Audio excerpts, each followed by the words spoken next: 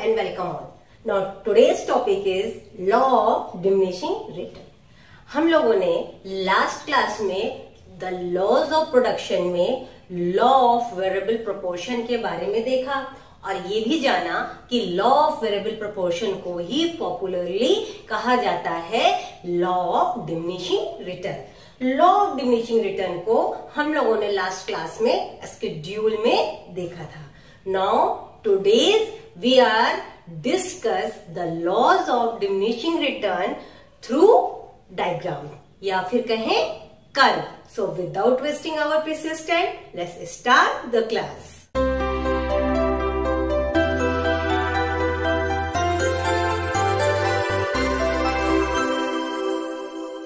देखो अब क्या है कि लास्ट क्लास में हम लोग ये स्केड्यूल लेके चले थे। क्या था कैलकुलेशन, एक बार बहुत जल्दी से रिकैप देख लो। हम लोगों ने ये सपोज किया कि अगर हम 5 लेबर को लेते हैं एक फिक्स अपने कैपिटल पे, ठीक है, ओके, किस लिए? मैन्युफैक्चरिंग ऑफ टेबल के लिए। तो हमारा फॉर्मूला क्या बना था? Quantity of table is equal to -L cube plus 15L square plus 10L। अब L क्या सपोज किया था हम लोगों ने? 5 सपोज किया था। -5 क्यूब को अगर हमने कैलकुलेट किया तो निकल के आया -125। 15 इंटू 5 स्क्वायर को कैलकुलेट किया तो हमारा कैलकुलेशन निकल गया +375। फिर हमारा 10L था जो कि पुट हुआ वैल्यू 10 इंटू 5 जो कि निकल के आया कैलकुलेशन 50। तो हमारा -125 प्लस 425 कैलकुलेशन निकल के आया जिसका आंसर हुआ हमारा 300, जो कि हमारा टोटल प्रोडक्शन हुआ quantity of table through 5 labours. ठीक है, तो तुम लोगों को मैंने होमवर्क जो दिया था कि बाकी और टोटल प्रोडक्शन निकाल के मुझे भेजना। बहुत बच्चों ने बहुत अच्छा रिस्पॉन्स दिया है।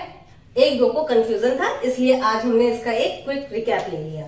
तो भाई अब हम बात कर रहे थे कि टोटल प्रोडक्ट कैसे निकालते हैं। ठीक, आज के क्लास में इंपॉर्टेंट पॉइंट क्या है? इंपॉर्टेंट पॉइंट है मार्जिनल प्रोडक्ट, है ना। जो डिमिनिशिंग रिटर्न है ये मार्जिनल प्रोडक्ट के इनपुट आउटपुट का रिलेशनशिप है। ठीक है, बात समझ में आई? ओके, अब हम अगर मार्जिनल प्रोडक्ट की बात करें तो हमारा फॉर्मूला क्या हो जाएगा? TPN minus TPN minus 1। And यहाँ पे हमारा लेबर है तो बहुत बुक में तुम लोग देख सकते हो TPL माइनस TPL माइनस 1, तो कंफ्यूज नहीं होना।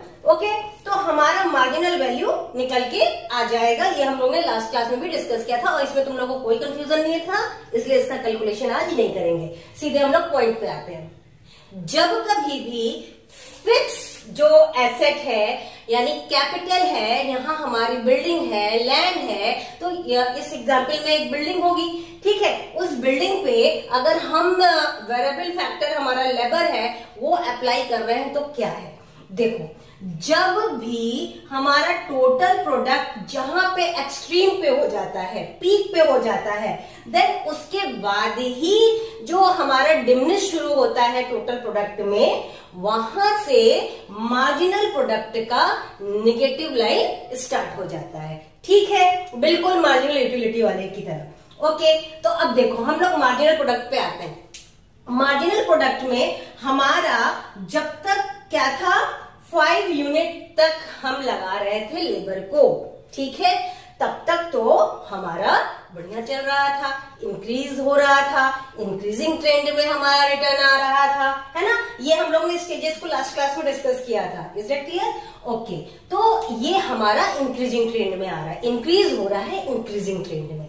ओके, तो इंक्रीज जब इंक्रीजिंग ट्रेंड में हो रहा है, IR, है ना, इंक्रीज हमारा इंक्रीजिंग ट्रेंड में हो रहा है, तो ये क्या हो गया हमारा पहला स्टेज। लेकिन अब इसके बाद जब भी हम कोई भी वेरिएबल फैक्टर को पुट करते जाएंगे, उसको और देते जाएंगे, उसकी वैल्यू को ऐड करते जाएंगे, वहां से हमारा मार्जिनल जो प्रोडक्ट है वो धीरे धीरे धीरे धीरे डिमिनिश होगा। तो इसीलिए 6 फैक्टर पे हमारा कांस्टेंट हो गया वो, है ना।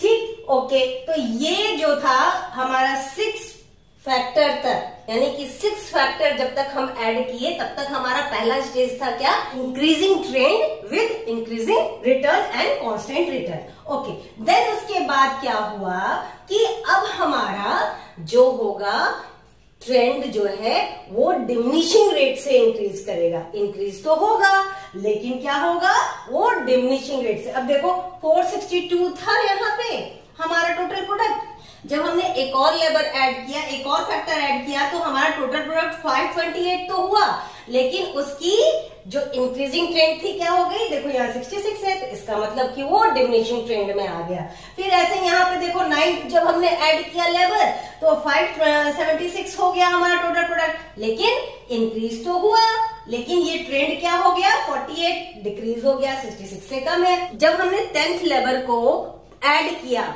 किस लिए, प्रोडक्शन के लिए, तो क्या हुआ वहां पे 600 हमारा क्या हुआ, टोटल प्रोडक्ट हुआ।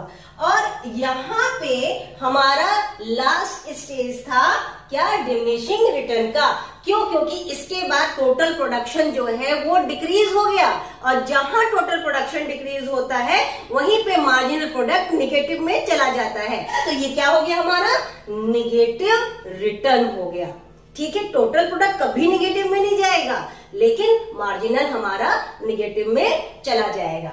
अब देखो इसको हम ग्राफिकल प्रेजेंटेशन करें तो क्या होगा। अच्छा हाँ, देखो एवरेज प्रोडक्ट का कोई कैलकुलेशन बहुत ज्यादा यहाँ पे नहीं आता है, लेकिन एग्जाम में कभी कभी बोल देते हैं कि आप इसको करिए, तो उसको कैसे कर सकते हो। अब हमारा भाई एवरेज प्रोडक्ट है, कैसे निकालना है, total product divided by number of labour, यहाँ पे लेबर है तो नंबर ऑफ लेबर, यानी कि क्या होता है टीपी डिवाइड बाई क्यू, है ना। तो 24 divide by 124, 72 divide by 2 36, 138 divide by 3 46, 216 divide by 4 कितना आ गया हमारा 54, और 300 डिवाइड बाई क्या है 5 है तो 60 हो गया, 384 divide by 6 64 and so on. ठीक है, अब समझ में आ गया होगा।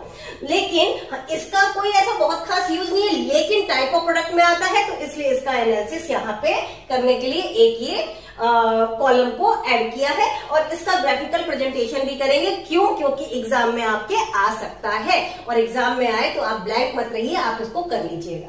ठीक, अब आते हैं, बात करते हैं डायग्राम की। डायग्राम पे आए तो देखो भाई, अगर हम टोटल प्रोडक्शन में आए तो हमारा टोटल प्रोडक्शन जो है 24 से स्टार्ट हो रहा है और मैक्सिमम 600 गया। टोटल प्रोडक्ट का रेंज 0 से 600 तक निकालेंगे। ओके, अब लेबर तो हमारे एज इट इज दिए हैं 1 to 12, है ना, 8 लेबर से लेके 12 लेबर तक ऐड किया गया है, और लेबर हमारा number of labour x axis पे आएगा। प्लॉटिंग को देखो, टोटल प्रोडक्ट की प्लॉटिंग क्या है, 1 पे 24 है, ठीक, 2 पे 72 है, यहाँ पे आ जाएगा 100 के नीचे आ जाएगा, फिर 3 पे 138 है, 100 के थोड़ा सा ऊपर लेते जाना, फिर 4 पे 216 है, 4 पे ये 216 200 के थोड़ा सा ऊपर चला गया। ऐसे ही इसको प्लॉट कर लोगे तो देखोगे कि 600 10 पे 600 है, सबसे हाईएस्ट है, एंड देन उसके बाद डिक्रीज होना शुरू हो गया। ठीक है ना, तो ये क्या हो गया हमारा टोटल प्रोडक्ट हो गया, इसका प्रेजेंटेशन इसमें हो गया। अब बात करते हैं हम लोग मार्जिनल प्रोडक्ट की और हमारा एवरेज प्रोडक्ट का, ये भी हमारा टन्स में है। ठीक है ना, वाई एक्सिस पे हमारा मार्जिनल प्रोडक्ट और एवरेज प्रोडक्ट होगा, और एक्स एक्सिस पे हमारा नंबर ऑफ लेबर होगा। ठीक है, और माइनस में इसलिए लिया गया क्योंकि मार्जिनल प्रोडक्ट जो है वो हमारा नेगेटिव भी हो जाएगा।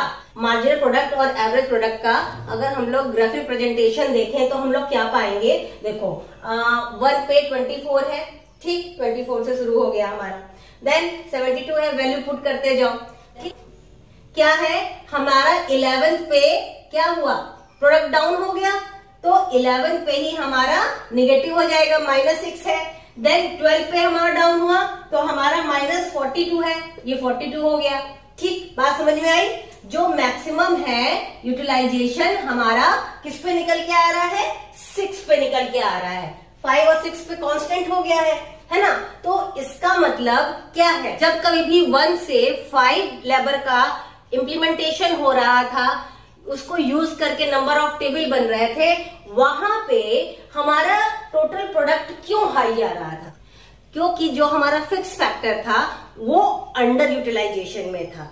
ठीक, फिर क्या हुआ कि फिफ्थ लेबर के बाद धीरे धीरे एक एक करके लेबर ऐड होते गए और प्रोडक्शन हमारा इंक्रीज होता गया। क्यों? क्योंकि जो फिक्स फैक्टर है उसका यूटिलाइजेशन बेटर वे में होता गया। लेकिन अगर टेक्निकली हम इस पॉइंट को देखें तो क्या है कि किसी भी फैक्टर का, किसी भी एसेट का एक लिमिट तक में यूटिलाइजेशन हो सकता है, उसके बियॉन्ड नहीं हो सकता। इसीलिए जब हमने 10th के बाद भी लेबर ऐड करते गए तो वहां पे क्या हुआ, हमारा कोऑर्डिनेशन गड़बड़ हो गया, वर्क में वो इन्फ्लुएंस नहीं आया कि भाई हम भी काम करें। लगता है कि हम तो सरप्लस हो गए, तो दूसरा व्यक्ति काम कर रहा है, दूसरा पर्सन काम कर रहा है, तो क्या हुआ, वहां पे प्रोडक्टिविटी बहुत ज्यादा अच्छी हाई पे नहीं होती है, जिस वजह से टोटल प्रोडक्ट क्या होगा, डाउन होने लगेगा। और प्रोडक्ट डाउन होने की वजह से क्या होता है, मार्जिनल प्रोडक्ट हमारा नेगेटिव में आ जाता है। तो ये तो बात हो गई लॉ ऑफ डिमिनिशिंग रिटर्न की। अब बात करते हैं ये जो लॉ है, देखो भाई हर लॉ इकोनॉमिक्स में कोई ना कोई एजम्पशंस पे ही होता है, तो हमारा लॉ ऑफ डिमिनिशिंग रिटर्न बिना एजम्पशन के कैसे हो सकता है। तो फटाफट इसका एक क्विक स्क्रीनशॉट ले लो, हम लोग डिस्कस करते हैं assumptions of law of diminishing return की। Assumptions of law of diminishing return क्या है? 3 एजम्पशन है। क्या? State of technology remain unchanged, जो टेक्नोलॉजी यूज हो रही है during to use law of diminishing return है, हम लॉ ऑफ डिमिनिशिंग रिटर्न को जब यूज कर रहे हैं अपने प्रोडक्टिविटी के लिए, उस वक्त टेक्नोलॉजी अनचेंज होनी चाहिए, यानी कि सेम टेक्नोलॉजी यूज हो रही है पर एडेड यूनिट या फिर फैक्टर। ठीक, इनपुट प्राइस रिमेन अनचेंज, जो इनपुट की प्राइस हम लगा रहे हैं वो अनचेंज होनी चाहिए, इधर अ फिक्स फैक्टर और a variable factor. The variable factor are homogeneous, जो एडेड यूनिट हम ले रहे हैं किसकी, वेरिएबल फैक्टर की, वो होमोजीनियस होना चाहिए। Okay, all the best, take care and don't forget to like, share, subscribe my channel, that is the physical studies.